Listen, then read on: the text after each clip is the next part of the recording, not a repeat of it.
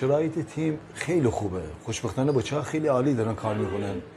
خیلی آماده هستن برای این بازی و برای برد این بازی که هواداران ما رو خوشحال بکنن و از هر نظر شرایط ما خیلی خوبه. دست آقای نصیری درد نکنه، از لحاظ روحی روانی بچه‌ها رو خیلی خوب شارژ کرده. ممنونم. برجت روحی خیلی خوبی به تیم داد، انرژی خیلی خوبی به همه ما داد. ما هم آماده هستیم برای برد و یه هدیه ناقابلی بدیم به مالک باشگاه و همچنین طرفدارای خودمون. ما کلا خودمون هواداران اینجا میبینیم خیلی خوشحال میشیم.